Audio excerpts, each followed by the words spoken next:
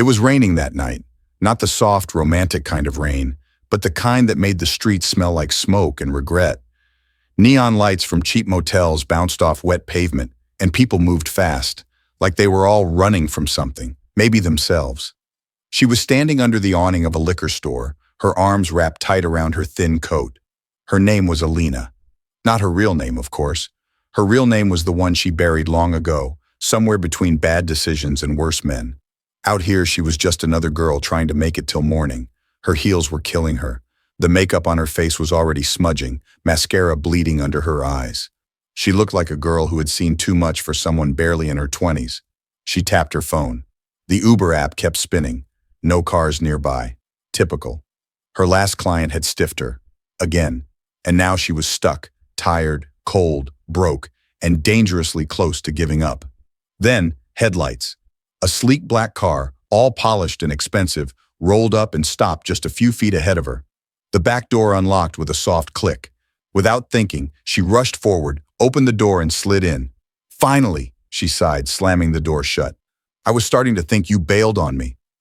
There was silence. She looked up. And that's when her heart almost stopped. He wasn't the Uber driver. He wasn't some creep in a hoodie or a tired guy with a rideshare sign in the window. He was dressed in a suit that screamed money, dark navy, perfectly tailored. His jawline was sharp, hair slicked back like he belonged on the cover of some rich people magazine. His watch probably cost more than her rent for the year. And the way he was staring at her, like she was the last thing he expected to see in his car. "This isn't an Uber, is it?" she asked, her voice barely above a whisper. "No," he said coolly, not breaking eye contact. "It isn't." Her hand scrambled for the door handle. "Oh my God, I'm so sorry, I thought—" "Stop!" She froze. He tilted his head, still watching her. "You got in without even checking the license plate. That's dangerous, especially for a girl like you." "A girl like me," she repeated dryly. She knew what that meant. The heels, the fishnets, the look. People always thought they knew girls like her. She tried to laugh it off. "Guess I'm just lucky you're not a serial killer." "You don't look very lucky," he said softly. That one hit harder than she expected. She looked away toward the rainy window. "You got that right." The silence stretched again, thick and uncomfortable. She could feel his eyes on her. But it wasn't the usual gaze she was used to, the hungry, cold kind. His was different, curious, calculating. Then he surprised her. "Where were you headed?" She blinked. "You want to drive me?" He didn't answer right away. Instead, he shifted gears, gently pulled the car away from the curb, and began driving, just like that.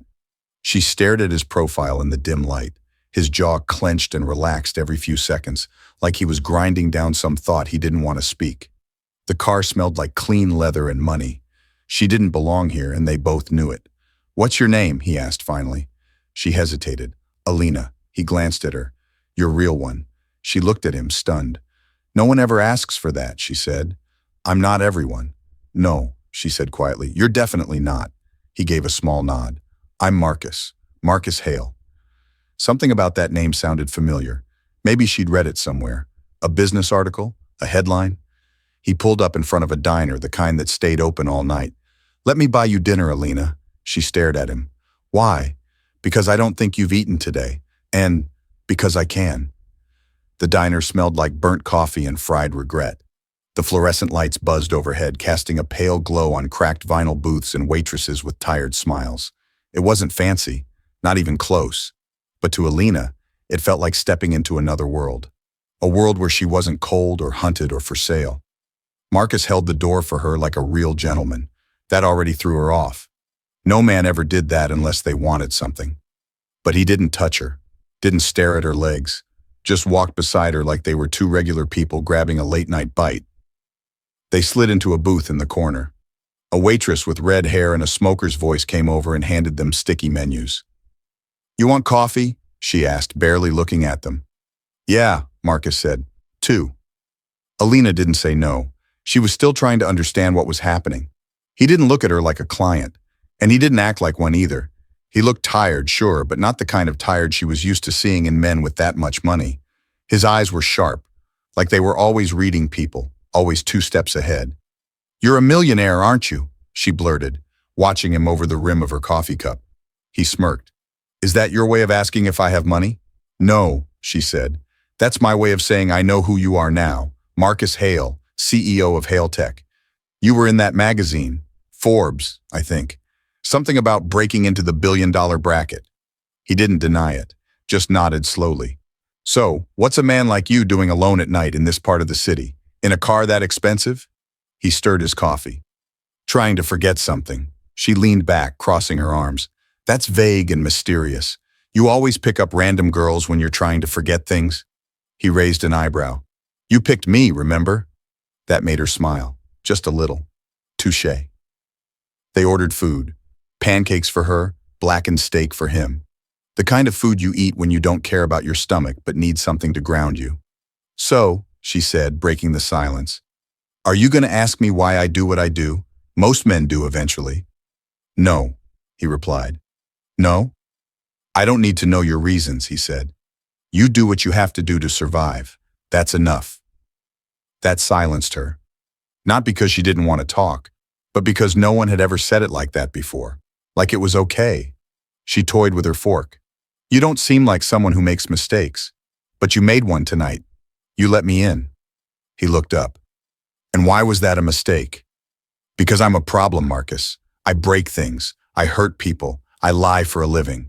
He stared at her for a long moment.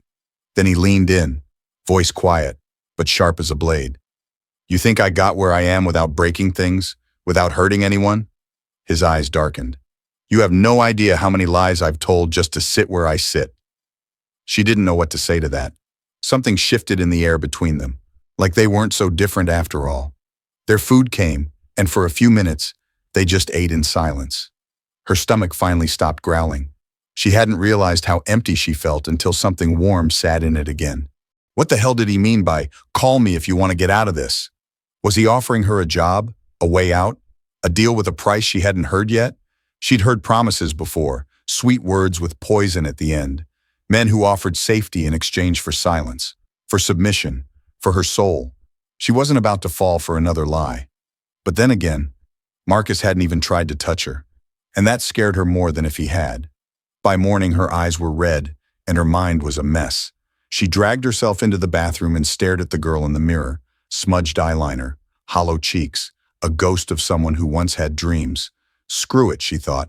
She picked up the card, dialed the number. It rang once, twice, then, Alina?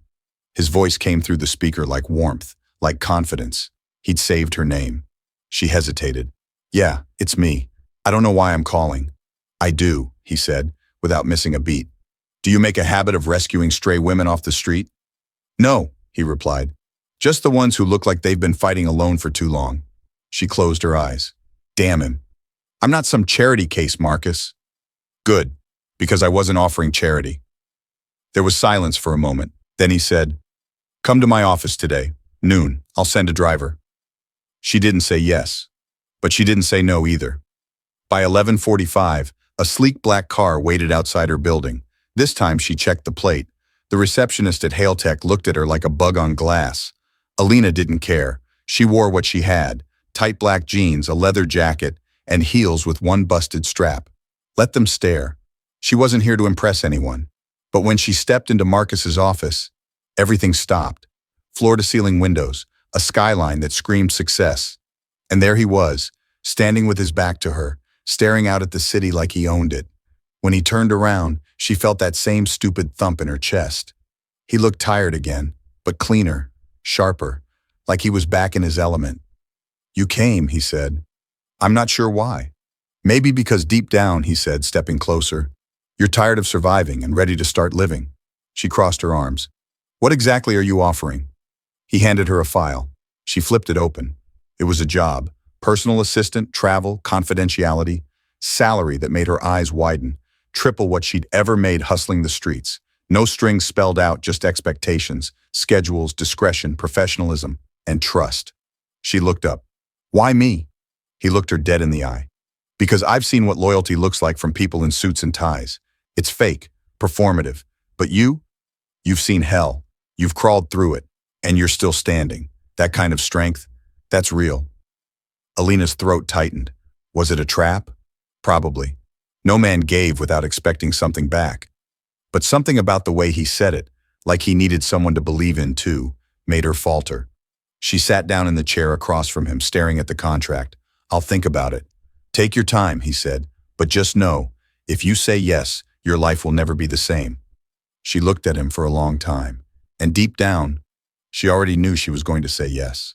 Alina didn't sleep the night after she signed that contract. Her hands trembled a little when she wrote her name at the bottom of the page. It wasn't fear. No, she'd felt fear before. This was something different. Like she was stepping into a room she wasn't supposed to enter, wearing a mask that didn't quite fit, hoping no one would notice she didn't belong. But Marcus didn't hesitate. Within hours, she was introduced to his staff. Not all of them, just a small circle, his inner people, the ones who were trusted with everything from travel to secrets. Some of them were polite, some weren't. One in particular, Lena, was ice in designer heels. Marcus's head of PR, blonde, sharp cheekbones, and eyes that never stopped judging. "So, you're the new assistant," Lena had said with a fake smile. The pause between new and assistant wasn't missed. Alina gave her a tight smile back. "I guess I am." "Interesting choice," Lena murmured. "Marcus usually doesn't mix personal interest with business, but there's a first time for everything, I suppose." Alina said nothing. She wanted to slap that smug smirk off her surgically perfect face, but she also knew better. Women like Lena didn't waste time with street rats like her, unless they felt threatened. That said enough. By the second week, Alina was moving through Marcus's world like a ghost with a clipboard, booking flights, handling calls, managing appointments, always one step behind him, but never in his way. She watched him work, and she started to understand why people feared him. Marcus wasn't loud. He didn't need to be. He moved through boardrooms like a storm in a tailored suit, calculating, calm, deadly. One word from him could change a stock price. One glance could silence a room. And yet, when they were alone, he was different. One night, after a long day, they shared a quiet moment on the rooftop balcony of his building. The city below sparkled like a galaxy, and Alina stood with a glass of wine, trying not to let the wind mess up her hair too much. "You've been quiet lately," he said, stepping beside her. "I've been watching," she replied, "trying to figure you out." "Have you?" "Parts of you," she said. "You don't sleep much. You hate being touched unless you initiate it. You double-check every email yourself, even though you have 3 assistants. And you keep everyone close enough to use, but far enough they can't hurt you." He turned to her, amused. "What else?" "You're lonelier than you pretend to be," she said, locking eyes with him. The smile faded from his face. He looked at her like she'd seen through armor no one was supposed to touch. "And you?" he asked. "What have I figured out about you?" "Nothing," she said, "because I don't let anyone look that deep." He took a slow sip of his drink. "Maybe that's why you're still here." She looked down at the city. "You ever think this life is all just fake? Suits and money and power games?" "All the time," he said, "but I play the game because it keeps the wolves from the door." Alina stared at him for a long moment. Then quietly, she asked the one question she wasn't supposed to ask. "Do you want something from me, Marcus? Beyond this job?" He didn't answer at first. His jaw flexed. His eyes stayed on hers like they were reading a hidden script. "I want loyalty," he said finally. "Real loyalty. Not bought, not faked. And maybe I want to believe someone like you can give me that." She laughed just once, soft and sad. "You think I'm the kind of woman who can be loyal?" "I think you're the kind of woman who knows what betrayal feels like," he said. "And that makes your loyalty mean more than anyone else's." She didn't respond. The wind blew a strand of hair into her face, and he reached out to tuck it behind her ear. Just a small touch. But it made her heart stop. That was the first time he touched her, and it felt like a line had been crossed. Not physically, emotionally. And once you crossed that kind of line, there was no going back. The rumors started small, just whispers in hallways, side-eyes in elevators, names spoken too softly to be heard clearly. But Alina wasn't stupid. She knew what people were saying. The prostitute, the gold digger, the CEO's little pet project. They didn't care about the title on her badge or the hours she worked behind the scenes to keep Marcus's schedule from collapsing. They saw what they wanted to see. A girl from nowhere suddenly walking beside a man like him, and they hated her for it. Lena, of course, didn't bother to hide her disdain anymore. At a staff meeting one morning, she made a comment loud enough for half the room to hear. "Isn't it funny how some people skip resumes and just ride straight into corporate through the bedroom window?" A few people chuckled. Alina smiled tightly, said nothing. But Marcus? He didn't even look up from his laptop. Lena, he said, his voice ice cold.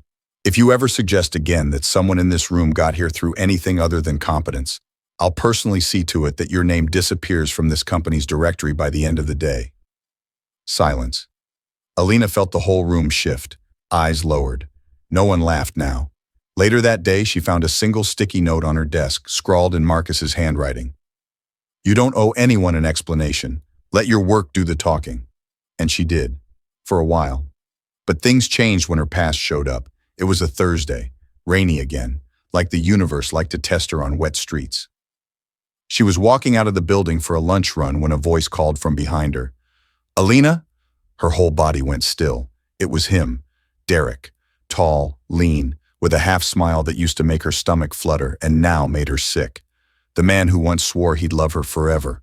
The one who turned her out when the bills got high and their options ran dry. The man who took her innocence and sold it off in pieces until she had nothing left but her name. And even that, he nearly ruined. She hadn't seen him in almost 3 years. What the hell are you doing here? She asked, heart pounding. Just wanted to see you. Heard you were working for some rich suit now. He glanced up at the Hailtech logo on the building. Damn, girl. Upgraded fast. Her jaw clenched. You don't get to show up here. I'm not here to cause trouble, he said, hands raised. Just thought maybe we could talk, catch up. Catch up? She hissed. You left me in a motel with a busted lip and $40. That's how you say goodbye?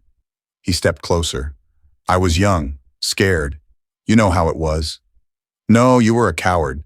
He looked at her for a long moment. Then he smirked. Still got that fire, huh? He nodded toward the building again. You sleeping with the boss? That how you're paying the rent now? Alina didn't think. Her hand flew before she could stop herself, slapping him hard across the face. Don't you ever come near me again. He touched his cheek, chuckling softly. You always hit hard. She turned away, shaking, but before she could step back inside, he called out, Be careful, Alina. Men like him, they use girls like you. Then they toss you aside when they're done playing. She didn't turn back, but the words lingered like rot in her stomach. That night, Marcus found her on the rooftop again, alone with a cigarette she didn't even want to smoke. Just needed something to do with her hands. You're shaking, he said, stepping beside her. Old ghosts. He didn't ask more. He didn't need to. Instead, he reached into his coat and pulled out a sealed envelope. What's this? She asked. Background checks came in on our new competitors. One of them's been leaking stories to the press. About you. Her stomach dropped. About me? He nodded. Someone dug into your past, the streets, the arrests, even Derek. She looked away, humiliated. I can handle it, she whispered. I know you can, he said gently, but you won't have to. She looked up. I'm going to war for you, Alina, he said, and I don't lose. And for the first time in a long time, she believed someone. They didn't waste time. By the weekend, it was everywhere. Headlines on gossip blogs, anonymous tips leaked to tech magazines, Twitter threads written by faceless users pretending to care about the truth. And her name, Alina Rose, was plastered next to words like escort, former prostitute, scandal, Hailtech assistant, CEO's mistress. It was open season. Some articles called her a rags-to-riches Cinderella story. Most called her worse. They posted old mugshots, photos from her lowest days, taken without her permission, long before she knew what shame really felt like. They even found one from a night she couldn't remember clearly, outside that cheap club in Brooklyn where Derek used to line her up for quick cash. She looked broken in it, lost. Alina read the comments. She shouldn't have, but she did. Another whore who slept her way into power. Guess CEOs are into charity now. She's probably leaking company secrets from between her legs. The worst part? They weren't even shocked. They were hungry for it. Because people love watching a woman rise, just so they can tear her back down. Marcus called her into his office on Monday morning. His jaw was tight, his suit crisp, but his eyes were stormy. He handed her a printed email, an investor backing out, another one threatening to pull funding unless he reassessed certain personnel decisions. They want you gone, he said bluntly. They think you're a liability. She nodded, silent. I told them to go to hell, he added. That made her blink. You what? I told them if they think your past defines your worth, they can take their money and shove it. Alina sat down hard, her knees giving a little. You should fire me, she said, barely above a whisper. Save yourself. He stepped around the desk. knelt in front of her like she was the one who needed saving. "I didn't bring you here to save face," he said. "I brought you here because you see people, because you've lived through hell and still get up every morning. That's what I need beside me, not some Ivy League puppet who folds the minute pressure hits." She stared at him, heart cracking under the weight of his words. "But they won't stop," she said. "The press, the board, Derek, they'll keep digging." "I know," he said. "So it's time we dig back." That same day, Marcus held a press conference. He stood behind the podium like a king in the middle of a battlefield, calm, cold, completely in control. "I am aware of the recent rumors circulating about a member of my executive staff," he said, voice sharp and clear. "Let me be perfectly clear. Alina Rose is my personal assistant. She has never compromised this company, nor has she done anything unethical or illegal in her time here." A few cameras flashed. He went on. "Alina, like many people, has a past, one shaped by circumstances most of you in this room would never survive. She is smart. She is capable. She is loyal." And then he did something no one expected. He looked right into the cameras.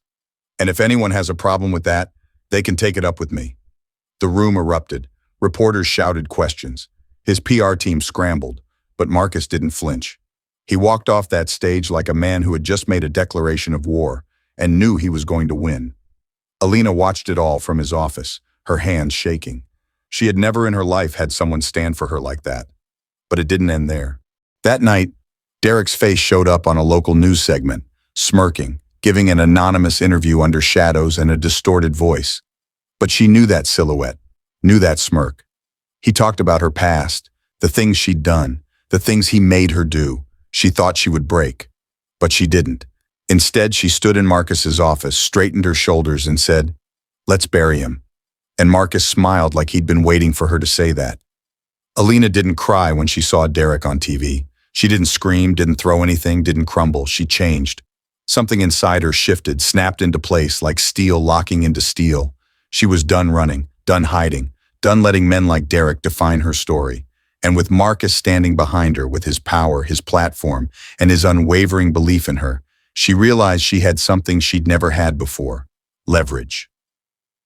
They met that night in his penthouse, high above the noise of the city. Marcus poured her a drink, but she didn't touch it.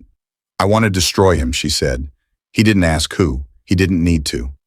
"Then we will," Marcus replied, sliding a thick folder across the glass table. "He has a record, sealed juvenile file.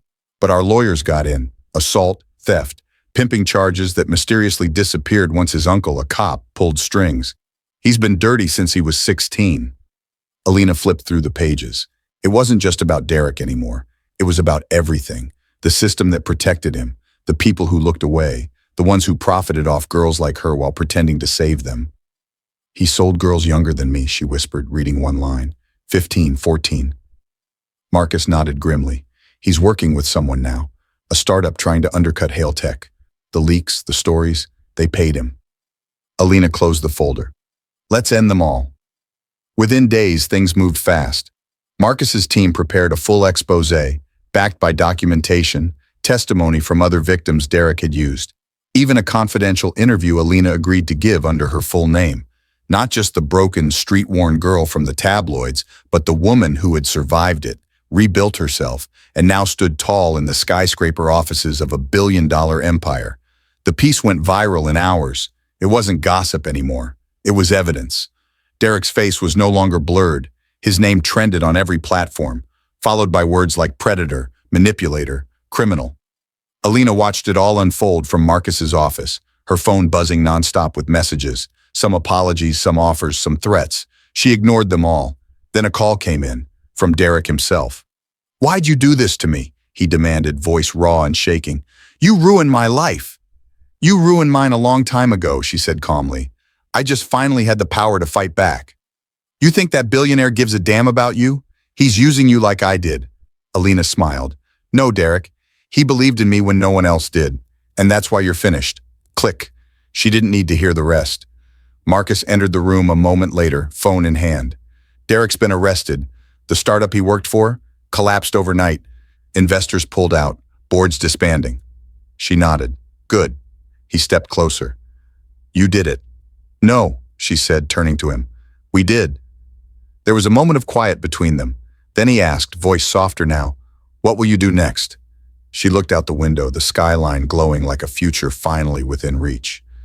"I think I want to help girls like me, the ones still stuck in that life, set up a foundation, real help, real escape." He smiled. "You'd be good at that." She turned back to him. "And you? You still want me to be your assistant?" Marcus stepped forward, took her hand slowly, like he was asking permission. "I want you beside me," he said. "Not because I need you to fix my schedule or plan my meetings, but because I don't trust anyone else to walk into fire with me and not flinch." Her heart thudded once, then again. She reached up, touched his face. "And if I fall for you?" she asked. "Then I'll fall too," he whispered. And this time, when he kissed her, it wasn't about saving each other. It was about choosing each other, despite the scars, the noise, the rumors, the past. Alina Rose, once forgotten, once broken, had rewritten her story. And this time it ended with power, with purpose, and with a man who didn't just see her, he stood for her, till the end.